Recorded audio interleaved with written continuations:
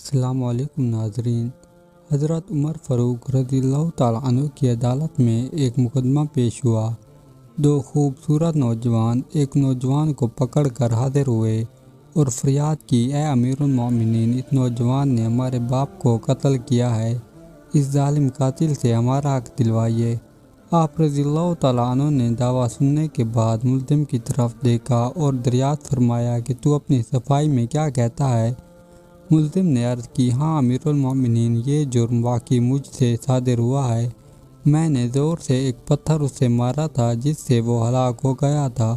فاروق اعظم رضی اللہ تعالیٰ عنہ نے فرمایا، گویا تو اپنے جرم کا اقرار کرتا ہے۔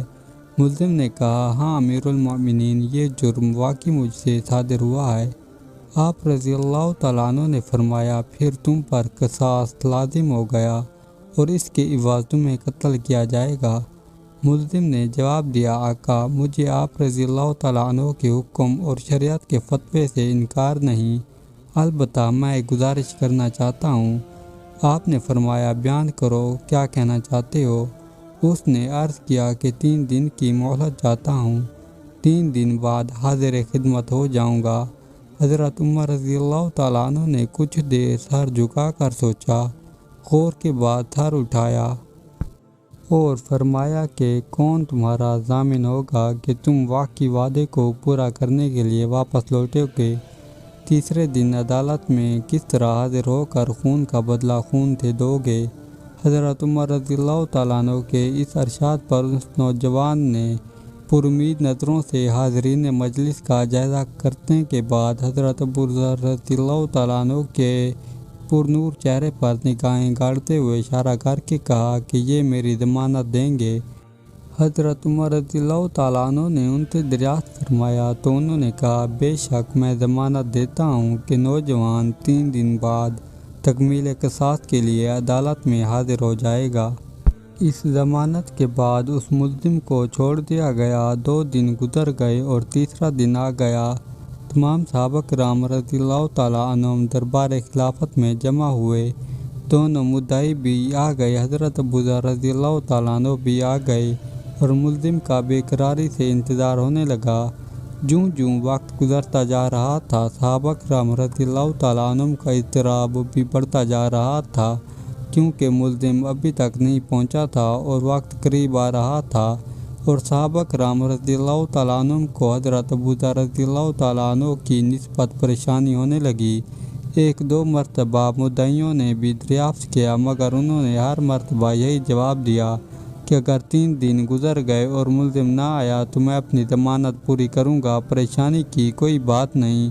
جب حاضرین مجلس پریشانی کی انتہا پر پہنچے اور دل دہلا دینے والے انجام کے تصور سے سہم گئے، اس وقت اچانک ملزم دربار میں حاضر ہوا۔ اس کا جسم پسینے سے شرابور تھا، چہرے پر گرد جم چکی تھی، مسلسل بھاگنے سے اس کی سانس پھول گئی تھی۔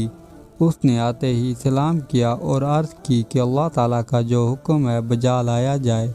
آپ رضی اللہ تعالیٰ عنہ کے دریافت کرنے پر ملزم نے بتایا کہ میں ایک امانت والے کے سپرد کرنے گیا تھا۔ واقعہ کچھ یوں ہے کہ میرا ایک چھوٹا بھائی ہے، والد فوت ہو گیا۔ موت سے پہلے اس نے میرے پاس میرے چھوٹے بھائی کے لیے کچھ سونا رکھا تھا اور وصیت کی تھی کہ جب وہ نوجوان ہو جائے تو اس کے سپرد کر دینا۔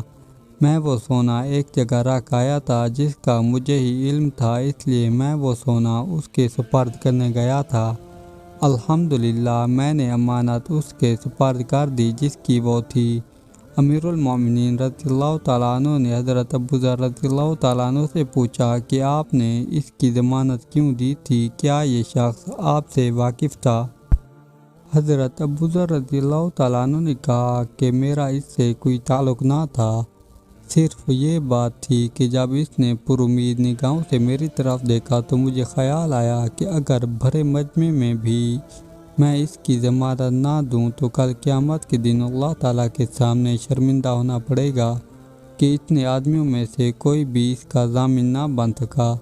اس لیے میں نے اس کی ضمانت دی، حالانکہ میں اسے بالکل نہ جانتا تھا اور نہ مجھے یہ معلوم ہے کہ یہ کہاں رہتا ہے۔ بس اس کی ظاہر شرافت نے مجھے یقین دلایا کہ وعدے کا پکا ہے اور میں نے ضمانت دے دی۔ یہ بات سن کر حاضرین محفل اشک آلود ہو گئے اور مدعیوں نے التجا کی کہ اے امیر المومنین، ہم اپنے باپ کا خون معاف کرتے ہیں۔ دوستو، ہم امید کرتے ہیں کہ آپ کو یہ واقعہ پسند آیا ہوگا۔ آپ سے گزارش ہے کہ زندگی کے معاملات میں ہمیشہ سچ بولیں اور اپنے وعدے کی پاسداری کریں۔